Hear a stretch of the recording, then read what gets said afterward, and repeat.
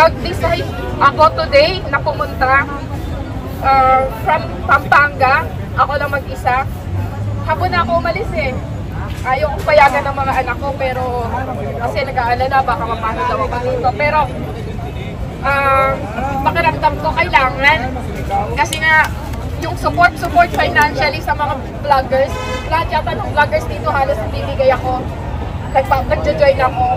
Pero parang hindi ako satisfied na nagbibigay lang ako. Sana lang yung pinaglalaban natin ngayon ay magkaroon ng bunga kasi grabe na talaga, sobra. Yung tipong pag nanonood ka ng TV, high blood ka. Yung nagagalit ka kahit na dapat hindi ka nagagalit, pero magagalit ka kasi wala, sobra-sobra. Okay, ito. Ma-practice mo na, practice. Ito. 1, 2, 3, go. Bayan, bayan, bayan ko. Bayan, bayan, bayan ko. Di pa tapos ang laban mo. Di pa tapos ang laban mo. Gobyernong manloloko. Gobyernong manloloko. Labanan mo, itakwil mo. Labanan mo, itakwil mo. Walang uyan! Suwag tayo. Sige, sa mga nanonood ngayon sa Sambayanang Pilipino, ang gusto pong mag-participate, palapitin dito. Palapitin lang dito. Okay. Attention muna. Kung dito ang instruction sa ating megaphone para tuloy-tuloy tayo para mas may direksyon at may kabuluhan ang ating mga pagsisigaw ng ating saloobin. Okay. Thank you. Okay, start tayo. Thank you, ma'am. Sabayan natin sabayan si Kay Eric. Bayan, bayan, bayan ko. Bayan, bayan, bayan ko. Di pa tapos ang laban mo. Di pa tapos ang laban mo. Si Marcos na manloloko. Si Marcos na manloloko. Labanan mo, itakwil mo. Labanan mo, itakwil mo. Ang tao, ang bayan, hindi magagapi. Ang tao, ang bayan, hindi magagapi. Ang tao, ang bayan, hindi magagapi. Ang tao, ang bayan, hindi magagapi. The people united will never be defeated. The people united will never be defeated. The people united will never be defeated. The people united will never be defeated. Uwi po ako noong 2023. Ngayon po, noong panahon po ni Tatay Digong, sa lahat ng presidente, actually dalawa lang ang binoto ko, si MDS at si Tatay. So nung nandun ako sa Abu Dhabi, nag-absent ako sa trabaho para lang makaboto. Pero nung panahon na BBM, dahil dinala siya ni VP, talagang nakipag-away ako sa Facebook. Andun na yung binlock ako ng mga kaibigan ko. Pero ngayon, nanonood ako, halos hindi ako natutulog, kaka-update sa lahat ng nangyayari dito. Nag-decide ako today na pumunta from Pampanga. Ako lang mag-isa. Hapon na ako umalis eh. Ayaw kong payagan ng mga anak ko, pero kasi nag-aalala baka mapano daw ako dito. Pero pakiramdam ko kailangan. Kasi nga, yung support financially sa mga vloggers, lahat yata ng vloggers dito halos nabibigay ako. Nag-join ako.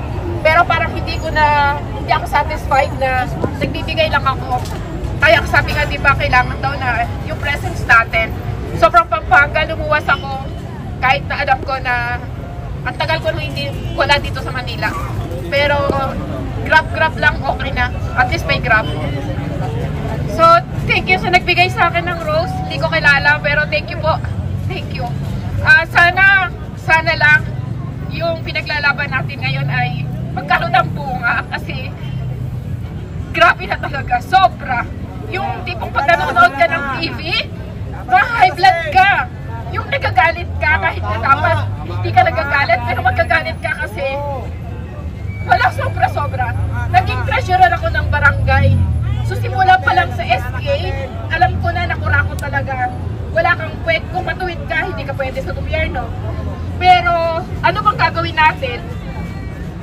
dapat natin gawin. Ngayon si BP kawawa. Hindi tayo pwedeng magpabaya. Kung noon, nagkaroon ng 1986, at sa 16 lang ako noon, hindi pa ako nakakasama, pero ngayon kasama ako.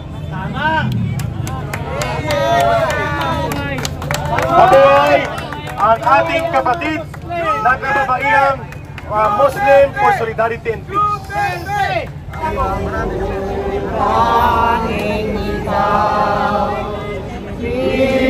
Pilipinas kong mahal, ang puso ko at buhay man sa iyo'y ibigay tungko'y tulad ang lagi kang paglinturan, ang lagi mo'y mabantayan, Pilipinas kong mahal.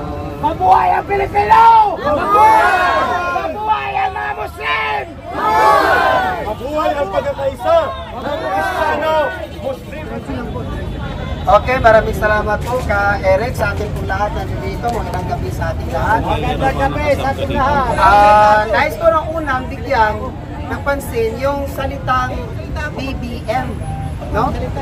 Kasi nahalal siya sa pwesto. Ang tawag dun sa BBM ay hindi Bongbong Marcos. O hindi, budol-budol si Marcos. Kaya nabubudol po tayo doon. At yun nga po yung BBM. Ang ibig sabihin po ng BBM ay bagong buhayang maninila. Yung KBL ay maninila sa kabang bayan na kailangan lipulin.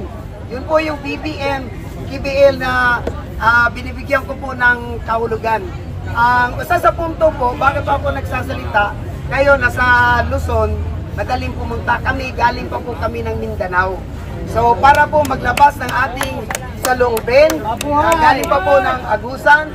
Actually, kami po kasi ang kumakatawan din na pinakilala namin yung Soli Duterte Family Worldwide. So hindi lang po nationwide, marami pong mga sumusuportang mga OFW po sa Soli Duterte. At pinagtanggol natin yung tamang paglilingkod ng Duterte. Yun po yung pinakauna na gusto kong bigyang diin. Nasa pamamahala po ng Duterte, una siya nakilala sa Davao, na kung saan ang Davao ay tinatawag na branded, no? Yung Davao na the most safest city ever to live throughout the Philippines.